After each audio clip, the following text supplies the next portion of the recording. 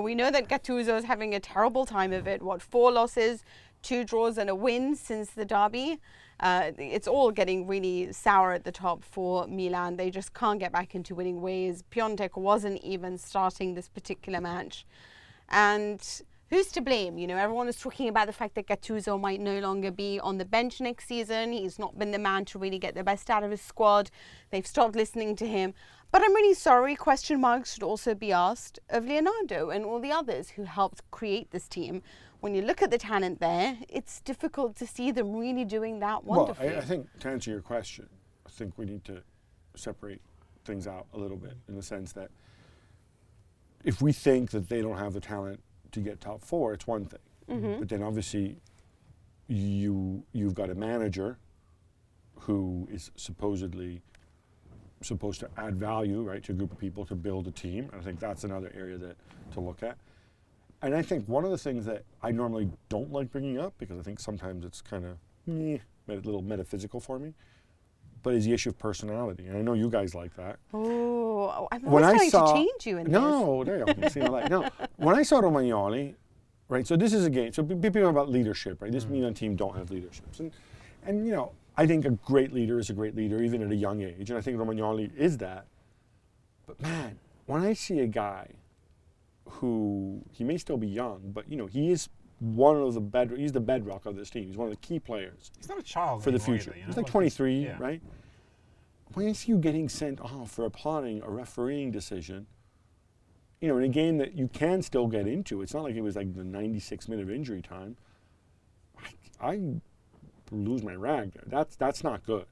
That's bad. That was always my issue. If you rewind a few podcasts when I was telling you about Romagnoli, it was always the fact that he can surrender to these little incidents that are really annoying because his talent is there, but I'm not entirely sure he knows how to conduct himself. A little bit like Didier couldn't, back in the day at times as well, Daniele De Rossi. But he had the luxury that he was captain future because Totti was there. So he could almost afford to act up a little bit when he was younger. To be fair, De Rossi still did his. What was it? Remember the derby when he was sent off when he punched the guy in the face? Yep. Yeah, that was only like 2-3 years ago. And he's already his 30s. And I was going to say, not that Totti himself. No, yeah, exactly. That is true. And great people have been sent off for applauding. And what was a really bad look? And I don't know if this was a PR move from the club, from the comms strategy. After the game, who did they send in front of the camera? So they sent Gattuso, who, from that perspective, is wonderful because he says, it's all my fault. I need to do a better job. He sounds like freaking Andy Reid. It's a reference you'll get, maybe not many others. But in terms of players, they sent out Patrick Cutrone. Yeah. And he looks so upset and wide-eyed. And I'm thinking to myself, aren't there any veterans who can come out and face the music? Isn't there? And especially actually, like in the context of this game, where you think that Cutrone gets the start, right? Yeah, and there's extra pressure on him. He gets a lot of pressure. He doesn't play well, and you got to bring him out. To be honest, I think it's a good move. Am I the only one who thinks? Because you're a sadist? No, I mean, I feel sorry for him to have to deal with that, but he's also the guy there who loves Milan more than anything else, right? He's the perfect guy to come out because he actually looks distraught. I think in these situations, it's good to have somebody forward who can, give a message, be on message and say, we screwed this one up. We're behind the manager. We believe in each other. We're going to get top 4. And not somebody who, whose voice is going to crack when he's up there. I think it feeds into this narrative of a lack of leadership on the pitch at Milan. And maybe I think that's the point. Like, and I see what you're saying. Like from a PR point of view, he's someone who it's almost like hard for the fans to get mad at. So it's like, all right, fair enough. But from a point of view of exactly that word, leadership. Cutrone is not supposed to be a leader of this team yet. Not yet. No. He's not. He's not even supposed to be starting every game. And he's put in because Piontek has been out of form and because Gattuso clearly felt like he needed to change something. It's whether or not it's nice for you to be able to put someone up that people aren't going to be mad at. It's not a very coherent look. Like it's not a very like. Who would you have gone for? Well, and I think this is the point: is who is the leader in that team? If it's not Romagnoli, who in this instance let himself down, you wouldn't have put him up there. Yeah.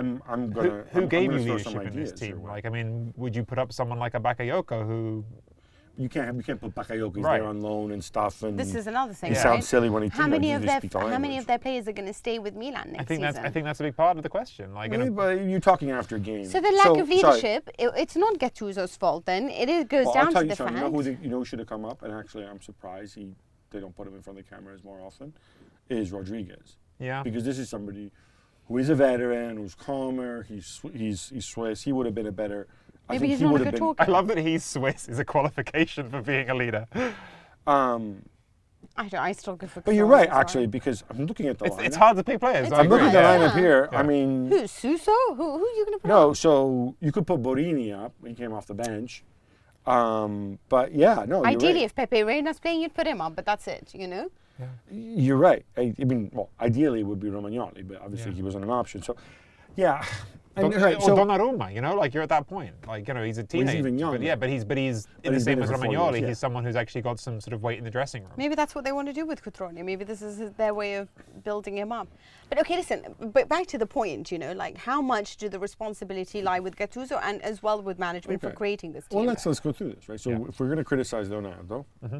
all right, all right, I'm going to ask you both, right? Give me one bad decision each that Leonardo has made. You can go first, Mina. One Higuain. bad signing. Okay. That was I'm not going to disagree with that. the easiest one. Yeah, I know. I'm sorry. Well, no, but I'm saying if we're going to talk about Leonardo should go, as some people are insisting, well, No, I'm not saying he what should else has go. he done? No, but this is the debate, right? So we're evaluating. Some Right, people are saying okay. this, Yeah, I mean, well, we can Right. go through player by player. I mean, was Right, so- Laxalt a good signing Who? when you've Laxalt a good signing? You're spending was that 18 odd million on him? Like, it's not like a crazy amount of money, but it's not nothing. We Okay, did. were there needs on this team that were not Right, given the addressed? fullback situation, you've already spent money on Conti in recent times. You've already got Rodriguez there. It was Calabria. fullback the situation that you. Abate. Yeah. Okay, how is Abate still there? Man, it's like one of those things. To be honest, I mean, Gattuso did the best that he could with him. Okay, well, I'm not specific about that, but so in general. But are there other things that you're going to point fingers at in terms of signings? I mean, a lot of the signings happened before he got there, right? So yeah. No, the signings he made. His Laxalt was obviously him. So Well, obviously he brought in Caldara, which we can't judge because No. the guy's No. been injured. I still think that's going to be a good signing. You're not going to have an issue with Yeah. Bakayoko on loan. No. The one thing maybe is, Have they bought leaders? or people who can, they went for youth, so it's tough. I mean, I think Kessie can be a leader one day. I think Romagnoli can be a leader one day. I think Donnarumma can. Caldara certainly can if he ever gets on the pitch. It's a difficult one. I don't think Leonardo's been brilliant, but I don't think he's the key problem here. No, I don't think I so. think the problem actually is Gattuso in the sense that he's good, but I don't know that he's good enough to deal with stuff that comes up. Maybe it would have been a Yeah. different season if Bonaventura hadn't gotten injured.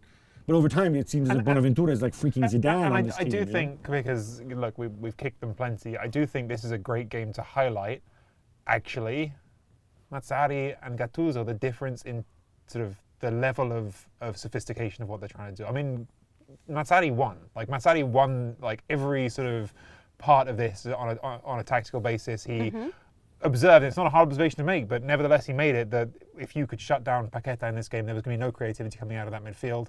And so Rincon is all over him. He doesn't get a sniff of the ball. He's been injured, but he's had one of his worst games that I think I've seen him play for Milan. And without him, where's the ball coming from? Like that's and that that sort of thing.